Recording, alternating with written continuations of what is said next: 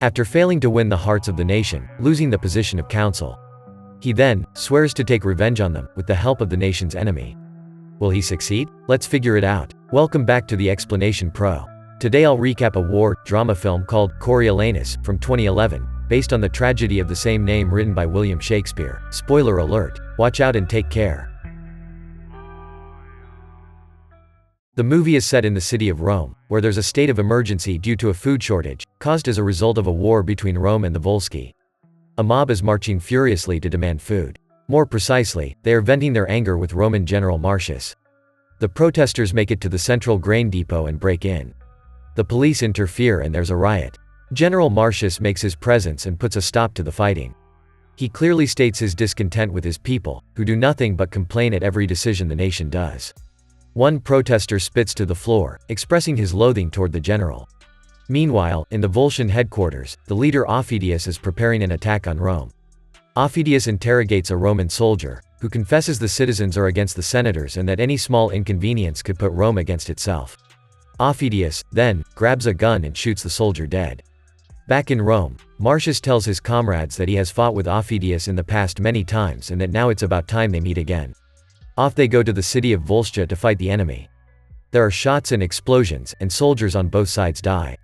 The TV news reports the events while Marcius' family, son, wife, and mother, watch it. The wife fears for her husband's life, but Marcius' mother comforts her, saying that Marcius is a brave man and that being in the middle of danger is nothing but a glorious accomplishment for him and his family. Moments later, Senator Menenius appears and greets the two women. He explains that the Roman army has seized an enemy city and soon the war will be over. In the city, General Marcius meets his soldiers. The troop wants to back down because Marcius is severely wounded. Needless to say, Marcius is willing to stand up and fight until the end, and he encourages the rest to do the same. Finally, Marcius and Aufidius meet face to face. Aufidius handles his rifle to one of his men, then takes out a combat knife. Marcius does the same, so the two generals duel trying to stab each other. They eventually crash against a window and fall from the first floor. With their mere hands, they do their best to kill one another. However, there's an explosion that puts a stop to the fight, and Aufidius's army backs down. Aufidius promises the next time they'll meet will be the last one. Marcius returns home and the family drives to meet their city's hero. They receive him with pride, giving him the nickname of Coriolanus. The proudest of the most is the mother. The wife, on the other hand, sheds tears of happiness. She's seeing her husband alive. Now, rumors ran rampant regarding Marcius' future. Some say that he will run for consul in the Roman state. Nonetheless, two tribunes oppose this possibility, stating that Marcius is too proud of a person. Senator Menenius gets insulted by this and defends Marcius' skills. Later, we find the mother healing Marcius' wounds. He has a great number of scars. The mother encourages her son to run for consul, but Marcius hesitates. The two tribunes discover that most people are on Marcius' side. They fear that, if Marcius wins the elections, they'll lose their influence on the Senate. Plus, they still consider Marcius unworthy of the position, strongly believing that the general hates the citizens. The men decide to remind the people of this fact to put them against Marcius. Marcius attends a meeting, and Senator Menenius wants to give a speech narrating the heroic deeds of their general.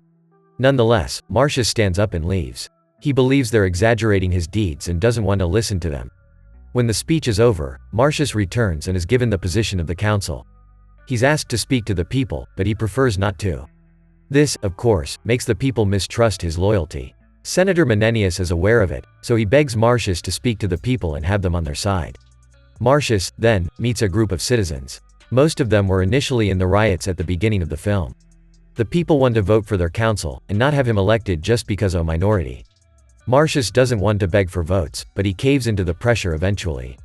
Marcius gives a short speech, claiming that he has fought for the votes of his people and that he wants nothing but to be the next consul. Most citizens congratulate the man and give their vote to him. Marcius and Menenius leave, so the two tribunes seize the opportunity to convince the people otherwise. Some citizens claim that they believe Meritus is pulling their leg, and that he should have shown more merit to the people.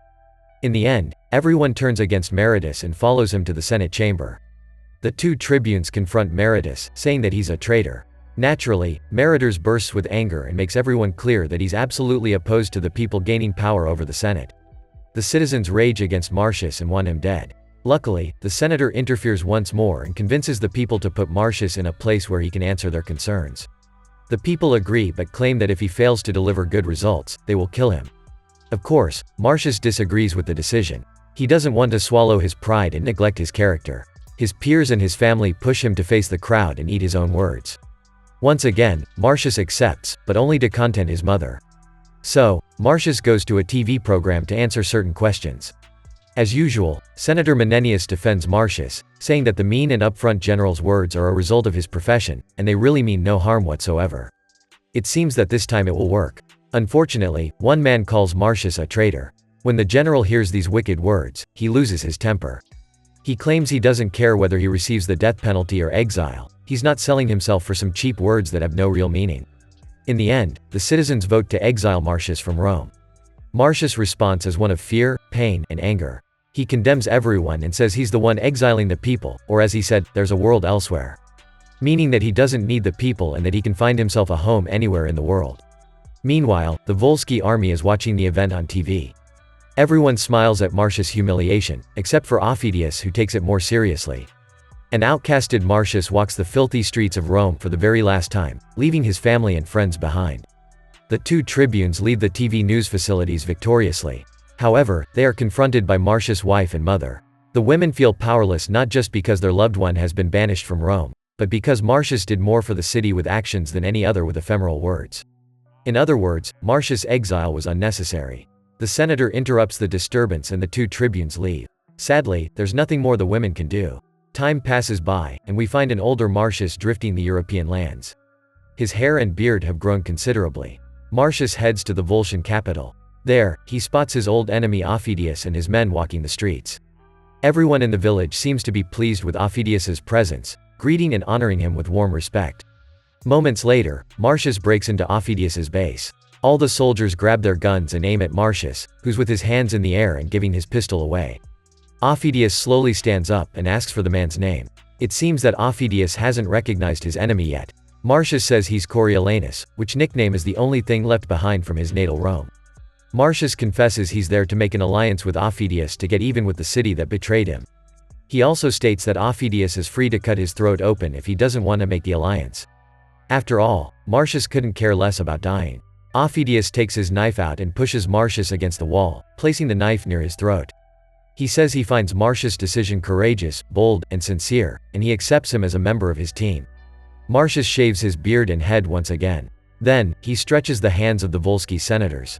Aufidius places a map and orders Marcius to guide the army to the weakest points of Rome. Back in Rome, the TV news reports an invasion from the Volscian.